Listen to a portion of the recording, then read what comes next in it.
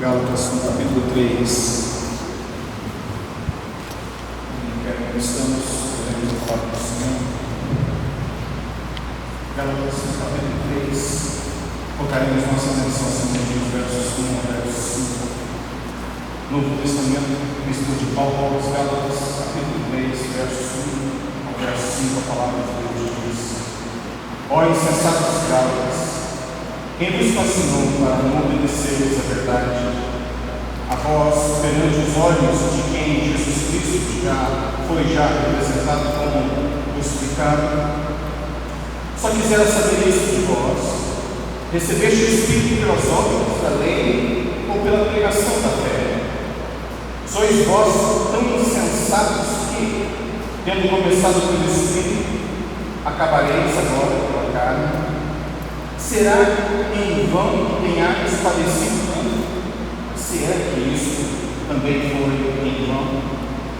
Aquele, pois, que vos dá o Espírito e que obra maravilhas entre vós, falam pelas obras da lei ou pela pregação da fé? Deus abençoe.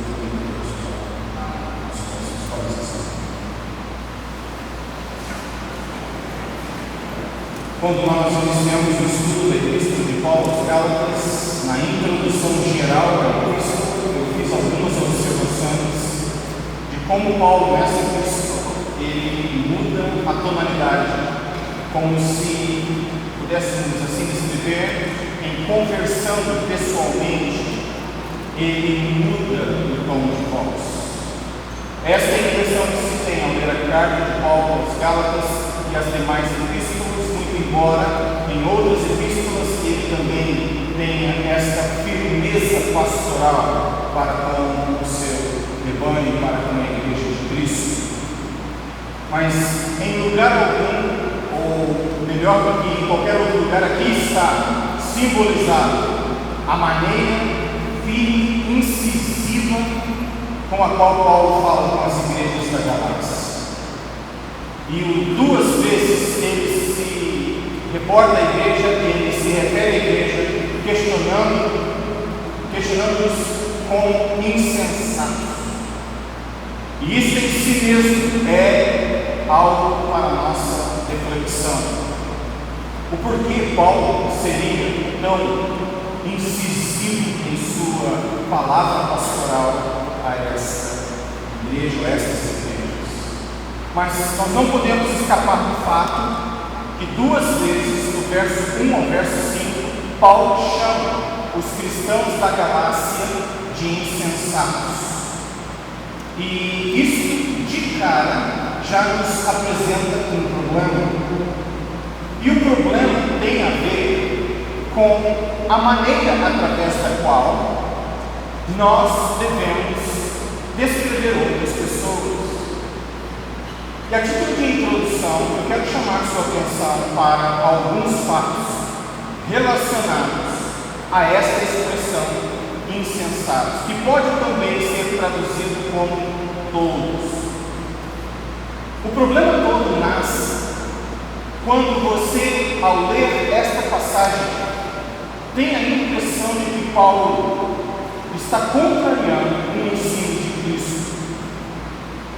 E o ensino de Cristo se encontra, por favor, me acompanhe, em Mateus, no capítulo 5. No Sermão do Monte, logo no início, Jesus estabelece este como um fato. Capítulo 5 de Mateus e o verso 22.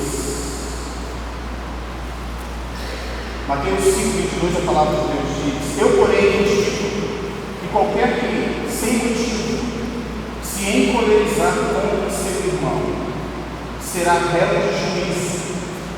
E qualquer que disser a seu irmão, rapaz, será réu do sinédrio.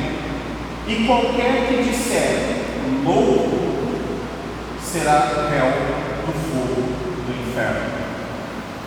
Não, isso aqui é o problema acerca do qual eu estou pensando. Porque ao lermos Gálatas, capítulo 3, de 1 a 5, nós encontramos o apóstolo Paulo falando aos Gálatas e usando está em contradição com o ensino de Cristo no Sermão do Monte. E aqui nós temos que resolver o problema. E este é o desafio nosso como pregadores e como estudantes da palavra. Nós precisamos aprofundar a coisa e tentar resolver esses dilemas. Não adianta tapar o sol com a peneira e pretender que esse dilema não existe. Nós precisamos resolver estes e muitas outras questões. Daí por que tantos hoje evitam o estudo da palavra de Deus? Porque ao estudar a palavra de Deus, eu tenho que encarar problemas, obstáculos tais como este. Eu tenho duas opções: fugir deles e não crescer, ou encará-los e, pela graça de Deus, tentar encontrar a melhor resposta possível deste lado da vida e crescer com isso. Eu quero dizer, abrindo um parênteses, que nem sempre nós chegaremos deste lado da vida às melhores conclusões. Nós estamos lidando com algo que é especial demais, sublime demais, transcende a lógica e faltam palavras para descrever, faltam habilidades humanas para desenrolar o argumento. E isso não é nosso, já vem de longa data, mas isso não significa que nós não tenhamos que encarar o desafio. Estaria Paulo em contradição com Jesus Cristo. Quero lhes dizer que existe uma tendência, não é nova, mas ela existe já há algumas décadas, de dizer que o cristianismo de Paulo é um, enquanto que o cristianismo de Cristo é outro. É como se Paulo tivesse pego o cristianismo revelado no Novo Testamento, tirado o cristianismo das mãos de Cristo e dado uma outra roupagem. Isto é fato. Há décadas teólogos tentam defender isso, e aqueles que estudam sabem do que eu estou falando. Mas eu quero lhes dizer que Paulo nunca sequestrou, e esta é a expressão, Paulo nunca sequestrou o cristianismo primitivo de Cristo e tornou o mesmo em outra coisa paulina, totalmente diferente do Evangelho de nosso Senhor Jesus Cristo. Jamais. O que acontece é que nos Evangelhos nós temos os princípios e nas epístolas nós temos as explicações detalhadas. O porquê disso eu já falei em outra ocasião na escola bíblica dominical. Não preciso voltar a este terreno, porque o Novo Testamento apresenta os princípios, enquanto que as epístolas descrevem os princípios, elaboram em cima deles. Mas o fato é que para alguns este é o clássico exemplo da divisão de pensamento entre Paulo e Jesus Cristo. Paulo seguindo uma direção em nome do cristianismo, tendo deixado o cristianismo de Cristo para trás. E eu quero propor que este não é o fato. Mas para propor que este não é o fato, nós precisamos estabelecer o argumento. E nós precisamos então, para estabelecer o argumento, encontrar evidências que corroborem a nossa argumentação e nos dê uma boa conclusão. E eu gostaria de lhes dizer também, a título de introdução, que existem dois termos no grego. Nós não vamos analisá-los aqui agora, mas existem dois termos na língua grega que descrevem este fenômeno de alguém ser descrito como tolo ou como insensato. O primeiro deles descreve o tolo, a insensatez, como sendo um erro de percurso. Alguém que cometeu um erro, por exemplo, você diz: filho, não brinque com fogo. O que a criança vai lá e faz? Ela vai testar as águas, ela vai testar se queima ou não. E aí você diz: insensato, eu te disse para não brincar, e agora nós estamos na UTI com queimadura de terceiro grau.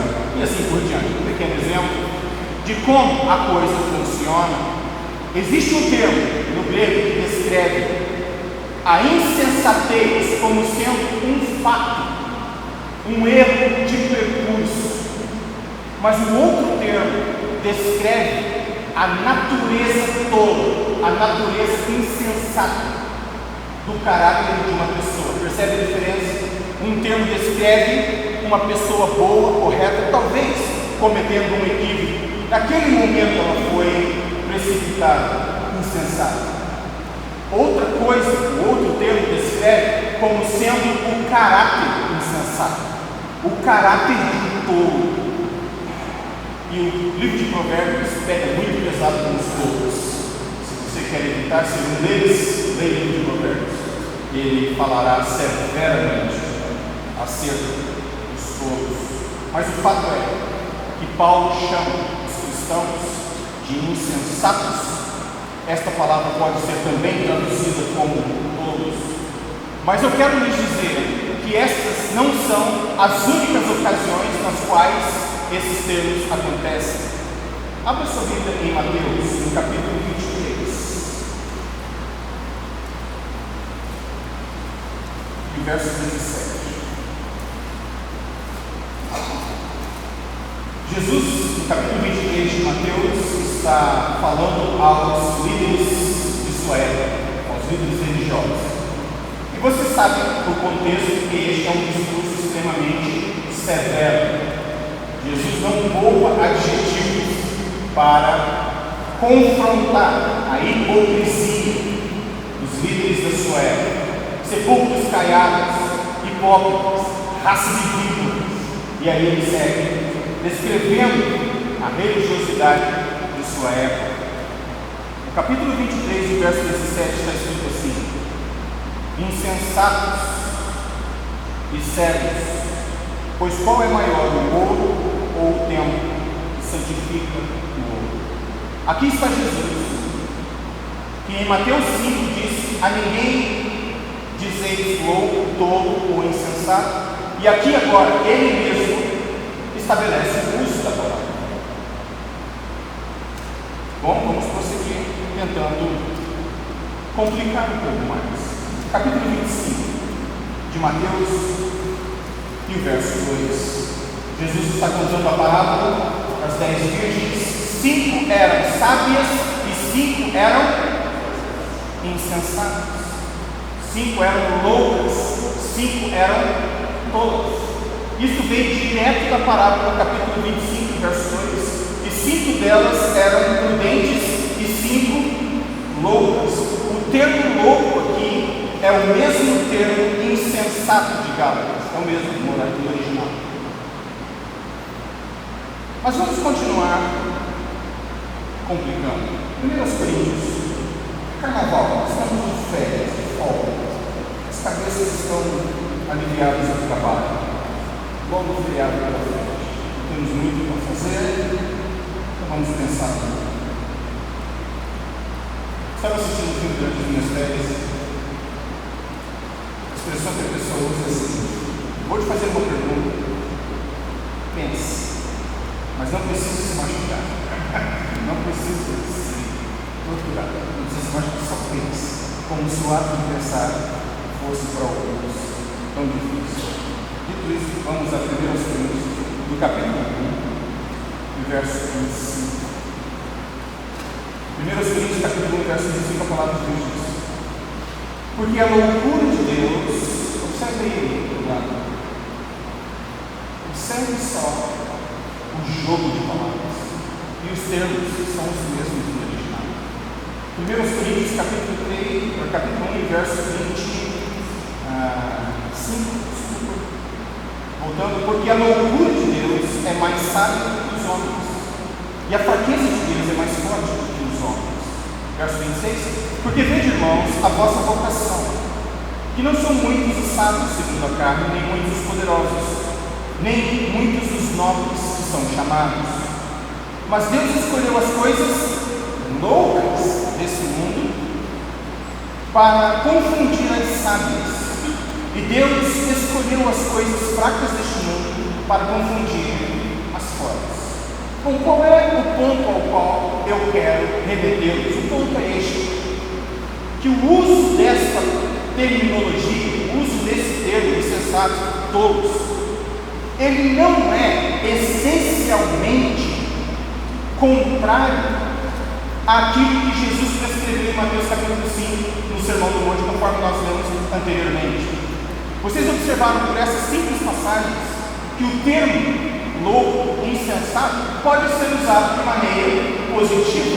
O próprio apóstolo Paulo diz: a sabedoria de Deus é loucura para os homens, o mesmo termo. Então, ele usa o termo de uma maneira bastante especial. E aqui agora, se você me permite, eu espero ter feito a anotação correta, mas abra sua Bíblia em 1 Coríntios, no capítulo 3.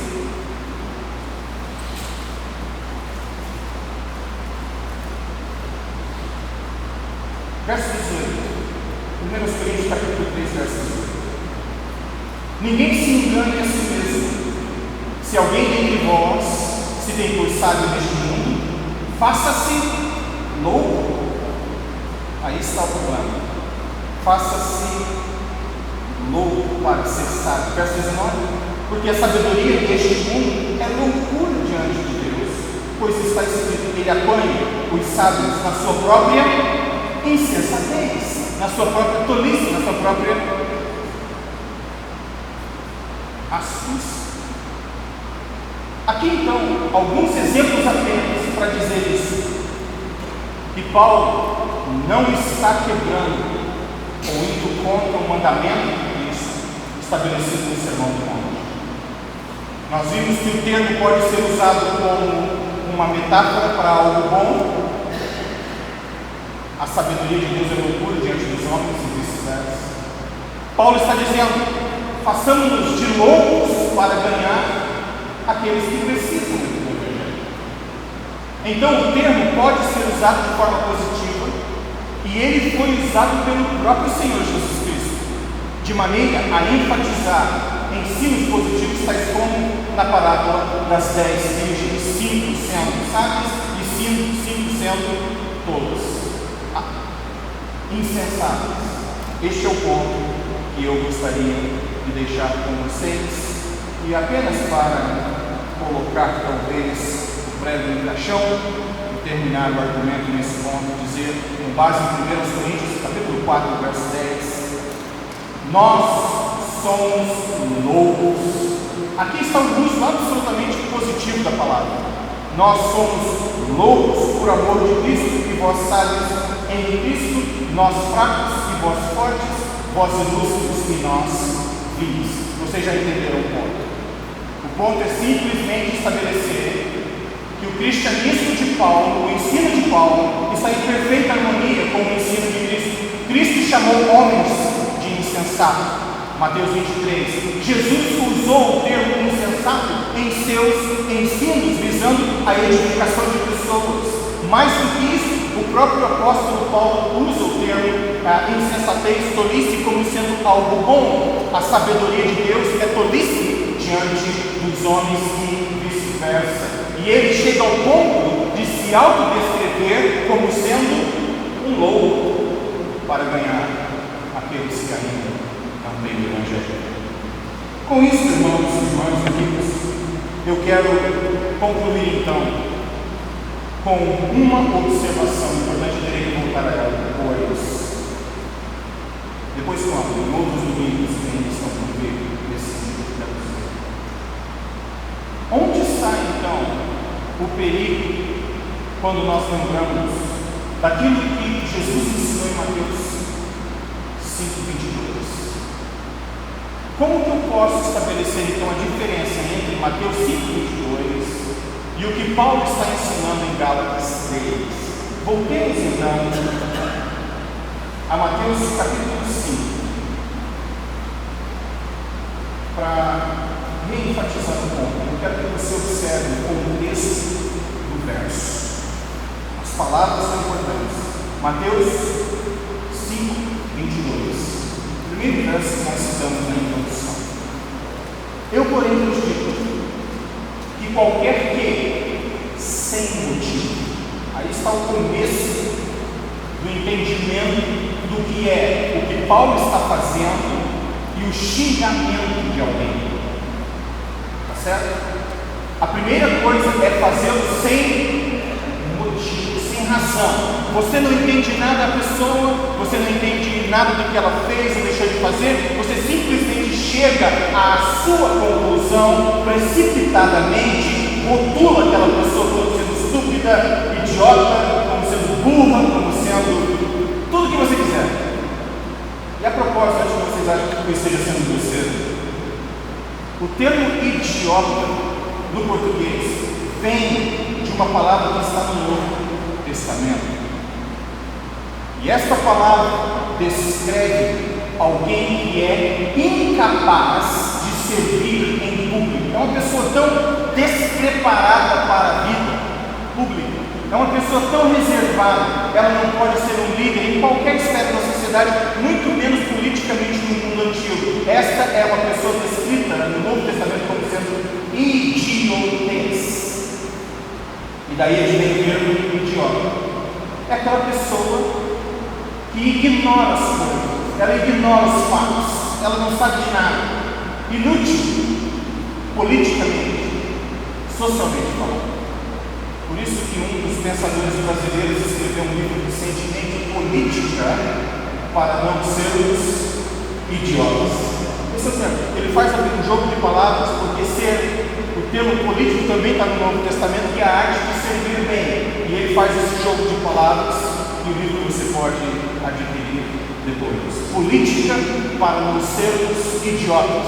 Esse é o termo. E é daí que vem a questão, essa idiotice que revela ignorância. Então você, precipitadamente, ignorando os fatos, chega às suas deduções e rotula alguém de uma maneira negativa. Isso Jesus condena, sem razão. Mas segue no verso 22. Se encolerizar contra o seu irmão, sem razão falar com ele, e se encolerizar contra o seu irmão, está você com raiva de alguém essa noite? Eu recomendo, com base na palavra de Deus, que você deixe isso de lado. Está quebrando o mandamento de Deus. Se você está aí com raiva de alguém, você está potencialmente cometendo homicídio diante de Deus, é o que o texto diz. Se encolerizar contra o seu irmão, preste atenção que eu vou abrir um parênteses importante. O verbo aqui está num tempo verbal que indica o seguinte: esse negócio começou lá atrás, mas não tem fim. É aquilo que nós chamaríamos de presente contínuo. Esta cólera, esta ira, essa raiva que não passa, ela vai só crescendo. O tempo é constante. Isso precisa ser lembrado. Será réu de juízo, e qualquer que disser a seu irmão raca, ou seja, tolo, será réu do sinédrio, e qualquer que lhe disser louco, será réu do fogo do inferno. Em outras palavras, o que Jesus está condenando é o sentimento de ira e de cólera contra alguém, algo que nunca é resolvido e que te leva a rotular e a ter a pessoa em questão como sendo absolutamente imprestável. Esse é o problema. Paulo não está fazendo nada disso. Se Paulo fizesse ou pensasse dessa forma, ele nem teria escrito a Epístola. Ele quer que as pessoas voltem ao ponto principal, de onde elas nunca deveriam, de fato, ter saído. Se Paulo fosse um mau pastor, ele teria simplesmente sido politicamente correto, não tocado na ferida, deixa a coisa seguir como está, não vamos balançar o barco, não sejamos inconvenientes, não tragamos esse problema à superfície, deixemos como a coisa está. Paulo seria um mau pastor se tivesse feito isso. A evidência eu já dei de que ele não está contrário aos ensinos de Cristo com base nos versículos que nós lemos, mas a própria epístola de Paulo aos Gálatas é uma evidência documental de que ele quer o bem dessa igreja, ele quer o bem desses irmãos. E deixe-me dizer um último ponto antes de avançarmos para a conclusão. O ponto é este: se Paulo, ou eu, ou você, encontramos um mentiroso em nossa frente, e você diz que aquela pessoa não é mentirosa, você está sendo falso ou verdadeiro? Quantos aqui acham, vou repetir a pergunta, você se depara com um mentiroso, você sabe que a pessoa mentiu, tem o hábito de mentir. Se você disser que ela é uma pessoa confiável, verdadeira, de bom caráter, de boa índole, quantos acham que isso é falsidade, hipocrisia? Levante uma de suas mãos. Os contrários. Ok, então está estabelecido o ponto. Se você encontra uma pessoa, na igreja ou fora da igreja, que seja fofoqueiro, isso quase não acontece na Belo Horizonte, mas vamos lá. Eu entendi as risadinhas. Eu estou afirmando. Se você se depara com uma pessoa que é fofoqueira, e você diz que ela é fofoqueira, você está quebrando o mandamento de Cristo ou não? Levante uma das mãos. Absolutamente não. Porque se eu me deparo com um mentiroso, fofoqueiro, adulto, safado, e digo que essa é uma pessoa de caráter santo ao Senhor, eu sou um mentiroso. Por favor, o ponto que eu quero estabelecer é isso. Não use uma má interpretação de Gálatas 3 para dizer que você não tem que falar a verdade. O que eu não posso é dizer que uma pessoa é mentirosa quando ela não é mentirosa. Eu não posso dizer que aquela pessoa é digna do fogo do inferno quando ela não é digna. E a propósito, ninguém deveria dizer isso comigo.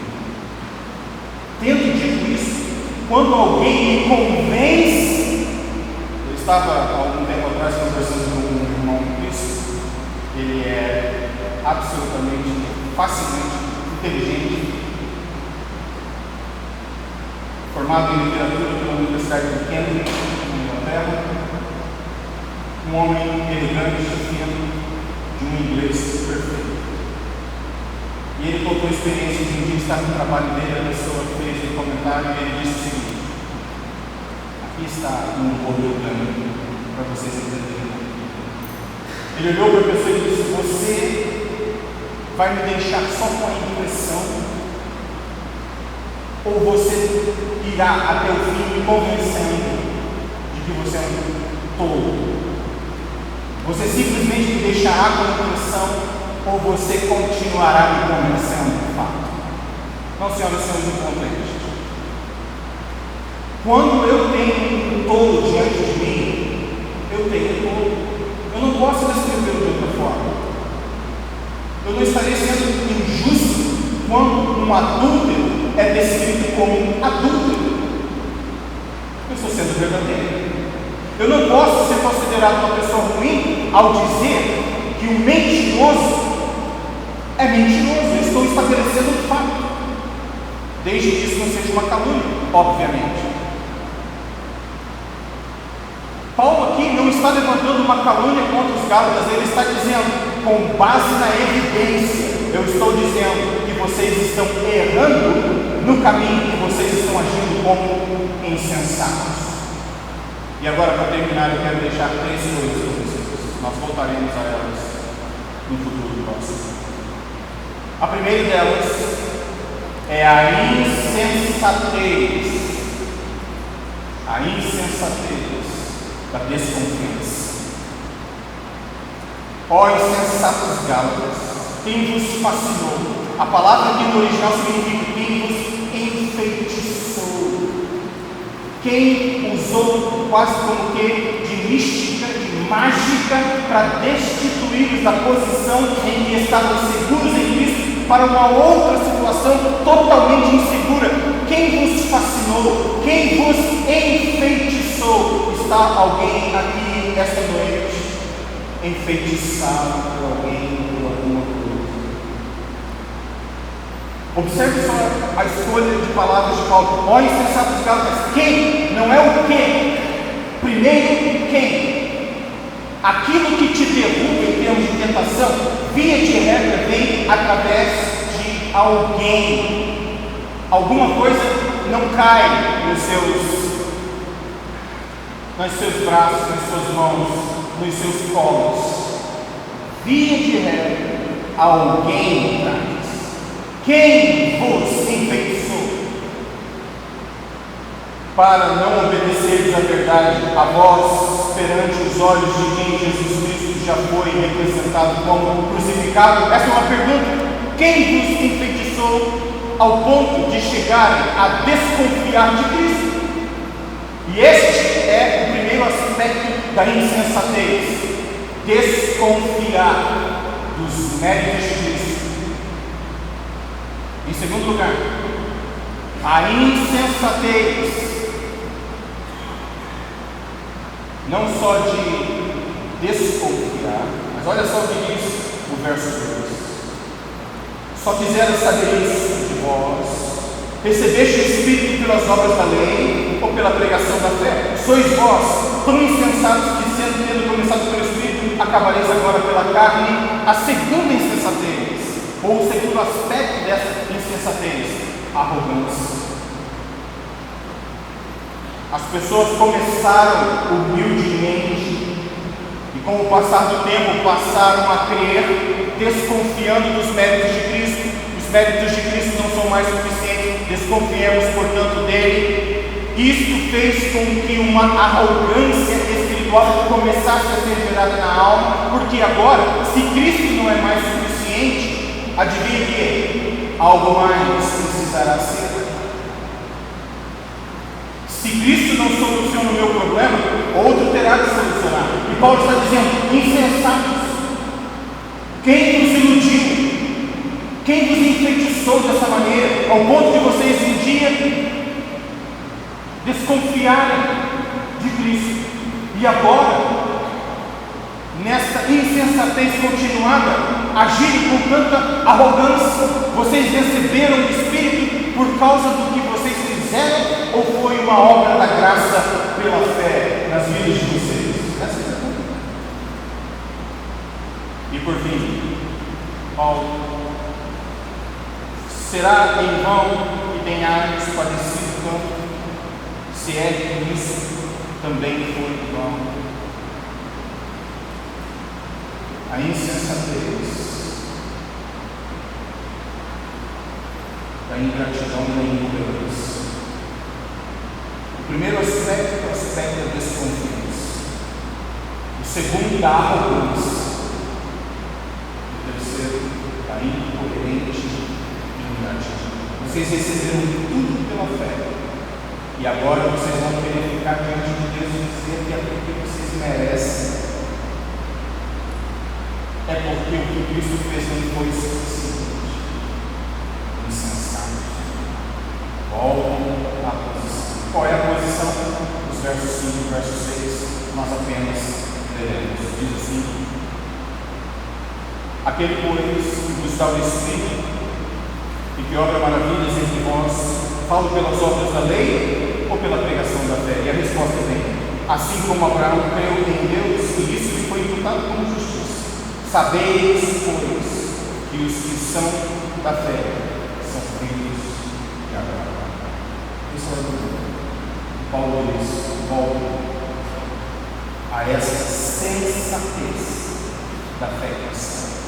Não duvidem, não batam no peito e se encontrem arrogantes, não agem incoerentemente de forma ingrata. Voltem pela fé. Senhoras e senhores, que Deus nos ajude. Somente o Espírito de Deus é poderoso o suficiente para fazer com que nós todos, sem exceção, retornemos todos os dias à sensatez da fé cristã. O que a fé em Cristo esta semana lhe dê sabedoria, lhe dê sensatez, que as pessoas, ao olharem para você esta semana em casa, no trânsito, nas universidades, no trabalho, olhem para você e digam: uau, que pessoa sábia, que pessoa prudente, que os os alunos digam para os seus professores aqui presentes: professor, muito obrigado por esse foi instrumental na minha edificação. Todos sejam usados por Deus e que o povo dele seja todo sábio no nome de Deus. E aí você vai dizer: mas Padre, eu não tenho intenção de vida, nem para oferecer para o outro, nem para resolver os meus próprios problemas. Lembre-se daquilo que o Novo Testamento te promete. Se alguém tem falta de sabedoria, peça a Deus e dá generosamente sabedoria que você precisa. E Tiago diz: sem lançar-nos no rosto. Reconhecer que falta de sabedoria não é o problema, é não ter sabedoria e não ir à fonte de sabedoria. Todos nós encontramos em Cristo e ajudados pelo Espírito, nos aproximamos de Deus eterno para obtermos sabedoria, para vivermos e que a sua sabedoria ajude muitas pessoas. Essa sim. Vamos encerrar o culto desta noite. Vamos ficar em pé, se vocês estão um pouco cansados. Sabe disso? Era um descanso. Estaremos hoje lindo, logo em seguida.